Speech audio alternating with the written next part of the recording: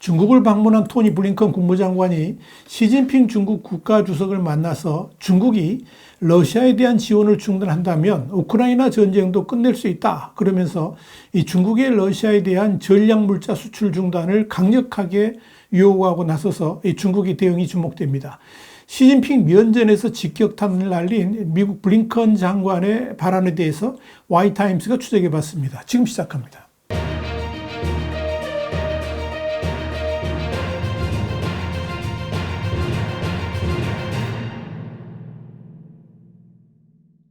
영국의 텔레그래프는 현지 시간으로 26일 블링컨 장관이 시진핑 주석을 만난 자리에서 블라디미르 푸틴이 일으킨 전쟁의 지속 여부는 중국에 달려있다 그러면서 이 중국의 결단을 강력하게 요구했다 이렇게 보도를 했습니다. 블링컨 장관이 이날 회담에서 미국 정부는 중국이 러시아의 전쟁 물자를 생산하는 핵심 부품들을 지속적으로 공급하고 있는 것에 대해서 깊은 우려를 가지고 있다 그러면서 중국이 계속 러시아에 대해서 이중 용도의 부품을 지원한다는 것은 사실상 무기를 지원하는 것이나 다름없다 그러면서 강력하게 경고를 했습니다. 블링컨 장관은 또 러시아 방위산업 기반을 돕는 것은 우크라이나뿐만 아니라 유럽 안보를 위협한다 그러면서 대서양 건너편 국가들 그러니까 유럽국들에 대한 안전 보장은 미국의 핵심 이익이라고 강조를 했습니다. 다시 말씀드려서 이 문제에 관한 한 결코 물러서지 않을 것임을 강조를 한 겁니다. 블링컨 장관의 이런 발언은 지난 12월 미 재무부가 러시아 군사용으로 필요한 반도체, 볼 베어링 같은 이 기타 장비들을 조달하는 거래를 촉진하는 은행에 대해서 2차 제재 그러니까 세컨더리 보이콧을 가할 것이라고 경고한 데 이어서 지난 4월 초에 제닛 앨런 재무장관의 베이징 방문 당시에 중국에 대해 러시아 수출에 대한 제재 경고를 한 것에 이어진 것인데요. 사실상 최종적 경고를 시진핑 면전에서 했다는 점에서 앞으로의 미국과 중국의 대응이 주목됩니다. 사실 블링컨 장관의 이 같은 발언은 직전에 왕이 외교부 장과의 회담에서는 공식적으로 드러난 바가 없었다는 점에서 주목됩니다. 특히 블링컨 장관이 기자들에게 직접 브리핑을 하면서 시진핑에 대한 경고 발언을 했다는 점에서 미국이 이 중국의 러시아에 대한 이중 용도 제품 수출에 대해서 얼마나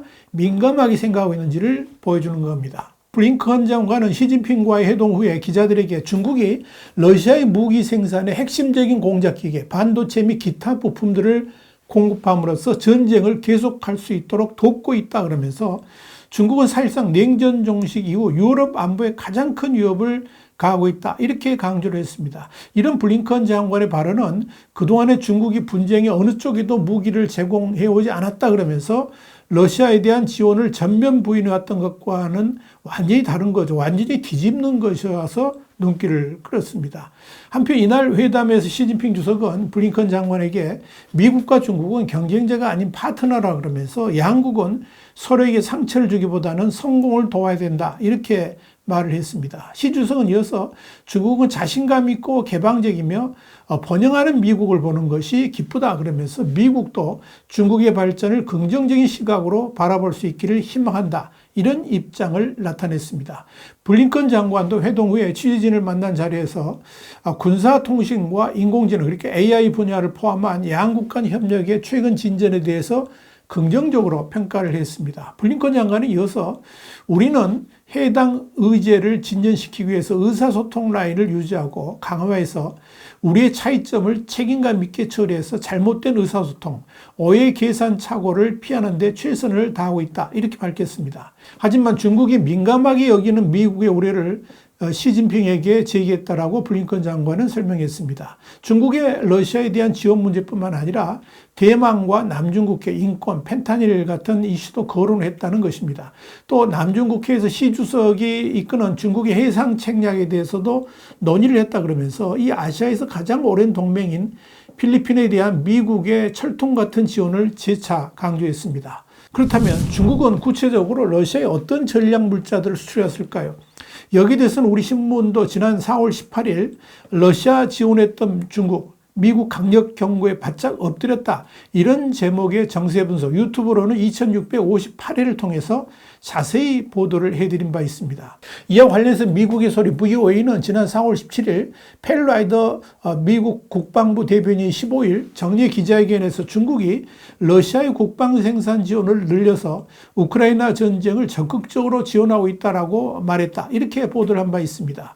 VOA가 미국의 정부기관이 발표한 자료들을 인용해서 보도한 바에 따르면 중국은 러시아에 대한 공작기계, 마이크로 전자공학 및 기타 기술 판매를 크게 늘렸습니다. 모스크바는 이를 활용해서 미사일과 탱크, 항공기 및 기타 무기들을 생산하고 있다는 것입니다. 그 첫 번째가 지리공간 인텔리전스입니다.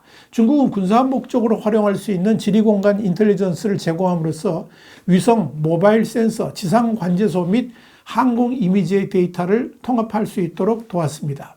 두 번째는 5G와 유성 기술 협력입니다. 지난 3월 1일 영국 왕립 국방연구소가 발표한 자료에 의하면 중국은 러시아와 민간 5G 무선 통신 및 위성 기술 분야 협력을 통해서 정보 및 군사적 성과를 지원하고 있습니다. 특히 5G 기술은 군사 표적의 정확한 추적, 드론 등 센서 데이터의 신속한 전송과 실시간 처리, 전장에서의 원활한 통신 등을 보장할 수 있습니다. 여기에 중국의 화웨이가 동원된 것으로 보입니다. 자, 세 번째는 중국은 러시아의 군사 용도로 활용할 수 있는 이중 용도 제품들을 러시아에 수출해 왔습니다. 러시아군이 참호와 방어 요새를 구축하는 데 필요한 굴삭기 및 불도저는 전쟁 개시 이후에 최소 2~3배 이상 늘어났습니다. 중국의 드론도 러시아에 집중 수출된 품목 중 하나입니다. 이와 관련해서 유럽판 팔리티코는 작년 7월 러시아가 2023년 첫 7개월 동안에 중국에서 1억 달러 상당의 드론을 수입했다라고 보도한 바 있습니다. 그런데 이건 우크라이나보다 30배 많은 수치입니다. 또 지난해 7월 니케이 아시아 조사에 따르면 러시아 기업은 2022년 12월부터 23년 4월까지 약 10만 3천 달러 상당의 드론을 중국에서 최소 37대 수입한 것으로 나타났습니다. 게다가 이 드론의 세관 신고 목록에는 특수군사작전 전용이다. 이렇게 명확하게 명시되어 있었습니다. 이것이 전부는 아닙니다. 월스저널이 지난 4일 보도한 바에 따르면 이 중국산 드론이 중앙아시아 국가를 거쳐서 러시아로 대량 유입됐습니다. 탱크 및 전투기 부품도 러시아로 유입됐습니다. 특히 볼 베어링 같은 경우는 러시아가 직접 수입하지 않고 키르기스탄을 통해서 우회 수입을 했습니다. 이런 전차 부품 수입으로 러시아는 전쟁 전보다 2배 이상의 전차를 생산할 수 있었습니다. 또한 지난해 7월 미국 정보계가 공개한 공공정보 문서에 따르면 중국은 러시아의 항공전자 장비, 전파 방해 기술, 군사적 가치가 분명한 전투기 엔진 부품 등 첨단 군사 제품을 제공해 왔습니다. 칩과 집적 회로도 중국을 통해서 러시아로 들어갔습니다. 이들은 첨단 무기 생산에 필수적입니다. 실제로 중국 세관 자료에 따르면 2022년 중국의 대러시아 집적 회로 수출액은 총 1억 7,900만 달러로 2021년에 2배 이상 증가했습니다. 또 중국의 칩은 튀르키예, 그러니까 터키를 통해서 러시아로 우회 수출되기도 했습니다. 상황이 이렇다 보니까 앨런 재무장관이 중국을 가서 직접 경고를 했고, 이번에는 블링컨 장관까지 사실상 최후 통첩을 보냈다라고 볼 수 있을 겁니다. 물론 5월에 푸틴 대통령이 베이징을 방문해서 문제가 된 이중용도 품목의 러시아 수출과 관련해서 수출 지속을 당부하겠지만, 러시아하고는 다르게 전 세계 시장에 깊숙이 침투해 있는 중국 경제 상황을 고려한다면 미국의 경고를 허투루 흘러보낼 수는 없다는 점에서 중국도 어차피 결단할 수밖에 없을 겁니다. 그럼에도 불구하고 만약 중국이 러시아에 대한 전략 물자의 수출을 지속한다면 미국은 곧바로 러시아하고 거래를 하는 중국의 주요 금융기관에 대해서 세컨더리 보이콧을 가하게 될 겁니다. 그렇게 되면 중국은 그야말로 형언할 수 없는 경제적 고통을 겪을 수도 있습니다. 아마도 중국이 그런 모험을 선택하기는 쉽지가 않을 것입니다. 물론 중국이 회피할 수 있는 방법이 하나 있긴 합니다. 중앙아시아 국가라든지 친러시아 국가들을 우회 통로로 해가지고 결국 러시아에게 도달할 수 있도록 하는 회피 방안입니다. 그러나 여기에 대해서도 미국은 집중 감시를 할 겁니다. 그렇기 때문에 중국이 어떤 방식으로든 러시아의 전략 물자를 수출하기란 쉽지 않을 겁니다. 미국은 이렇게 해서 러시아의 전쟁 물자 생산을 억제시키려 하고 있습니다. 그렇다면 러시아의 푸틴은 심각한 국면을 맞이할 수도 있을 것입니다. 와이탐 정세 분석이었습니다. 감사합니다.